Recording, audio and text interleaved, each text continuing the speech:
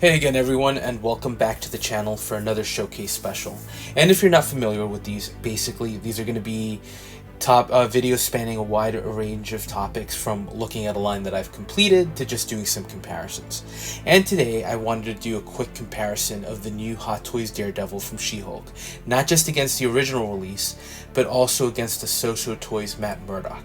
Now, the version I have is the 1.0. Soosoo has since released a 2.0 of this lawyer, but I think it'll still serve the same purpose to kind of show what else is out there from a sculpt perspective, from a Matt Murdock sculpt perspective. So, if you're interested in a full review of the new Daredevil figure from She-Hulk, or even the older one, my reviews are currently up on the channel. Quick summary if you didn't watch, it's okay. I like the aesthetics of the figure, but there are some issues I had that I feel impacted posability, and for me the unmasked Matt Murdock sculpt, I'm not a fan at all. I feel like there's really barely any likeness. But look, let's start with the overall look when you see the figure standing together. And ignoring the Matt Murdock for the moment, let's just look at what we've got with the two licensed Daredevil figures so far. Overall, they're kind of comparable, with the original release including a swap out faceplate, some hands, the same selection of batons, and a slight diorama base, while the newer version delivers more hands reposing, the same batons, and throws in that Matt Murdock sculpt. So from an accessory perspective, can't say that one is really superior to the other. I would have liked for Hot Toys to have given the new Daredevil that swappable faceplate as well, especially in lieu of that sculpt, but again, pretty similar packages over here. Now, as much as I had issues with the new Daredevil, I do like the way he looks standing there. I said this in my review and I'll restate, I 100% understand that this figure isn't for everyone.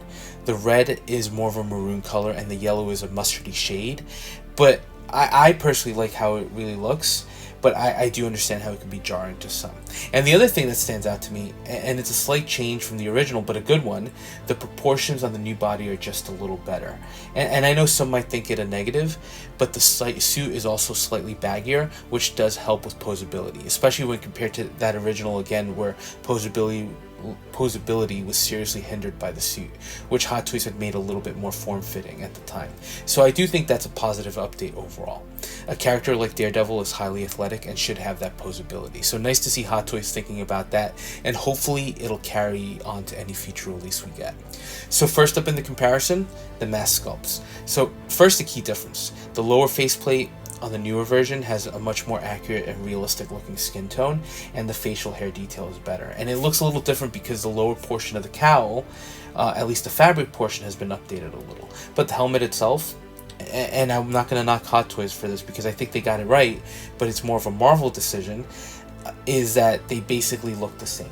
I like the design from the Netflix show, so I'm glad that Disney continued to use this to a degree, but besides the difference in the faceplate and the color variation, helmet is identical to what we got before, from the shape of the horns, the joints in the helmet, etc. And even looking at the profile view, it becomes more evident, where the helmet portion of his headgear is identical with the exception of the paint apps.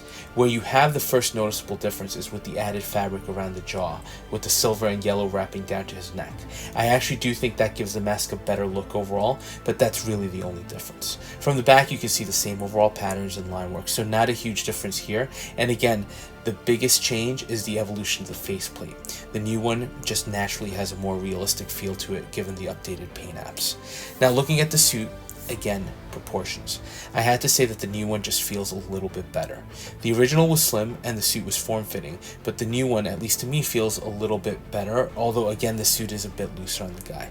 The collars are a little different and the chest portion is also different, but it's not a drastic change. And you can see very similar details on the suit, from the molded abdominal armor even down to the metal connectors. The belt is identical with just a different paint app. The pants are also very similar, with the new one having a more streamlined upper leg portion, while it has a much more intricate set of armored knee plates and details on the shin guards. Boots are also different too, with the original having a much more ad hoc feel to it, looking like everyday boots, while the new ones are very custom. But what I like about the original is that you did get the split cut boots. Now, I have seen some feedback from other collectors saying that their feet on the new one work well, so it may just be a case of my release having an issue or me having an issue with it. But overall, as you look at both suits together, It's just slight variations, particularly with the armored plates. Even the baton holder on his leg is identical, except for the fact that Hot Toys, or maybe Marvel, decided to just invert it. So I think it's a further indication that if you're happy with the original release, you don't exactly need to jump onto the new one, or you shouldn't jump into it expecting a drastically different design. The suit upgrades are slight, and it's really more of a variant. Now, I do like that the new one has that slight grin to him because it gives a fairly standard figure an interesting element, and I similarly like the swapped out battle damage plate on the older version. From a suited Daredevil perspective, I think both actually look really good.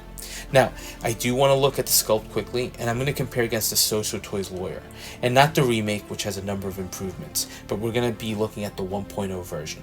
So I think the Soosoo sculpt is honestly better. It is a tad bit dated at this point, and it's also a little bit undersized, but I think from a likeness point of view, it's much better. And also, I have to give Soosoo credit for what they did with the glasses. The design is much more streamlined, and I think they look better overall. While unfortunately the Hot Toys ones, they just look and feel cheap, and I think the frame for the glasses is a little too thick.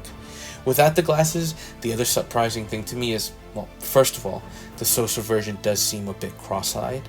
Not an issue once you put the glasses on, but just something I noticed. But even though I think the likeness is much better, like for example the facial hair, in the show Charlie Cox tends to have a very pronounced 5 o'clock shadow, and I do think Soosoo captured that. And even with what we might consider maybe subpar paint apps, just given the age of the sculpt, right, and the fact that this is a third party, I just think without a doubt, looking at both of them, it's a better sculpt from a likeness perspective. So look, that was just a quick comparison in case you were all curious about this. From a suit point of view, the two versions we've gotten from Hot Toys are very similar. Suit design itself just has some slight modifications, but it's not a dramatic departure. Although I do think the suits from Born Again, the new Daredevil show, are going to have some more prominent updates. And as far as the sculpt, I'm sorry, I just don't like what Hot Toys did here, and I think for me it's a sign of how much of a fail it is when you're able to compare against an older third-party figure, and that one has a better likeness overall. But in the end, just my thoughts. So let me know your thoughts actually on these, and as always, thanks for watching, and if you are enjoying the content, please consider dropping a like, comment, or subscribing, and we'll touch base on the next video.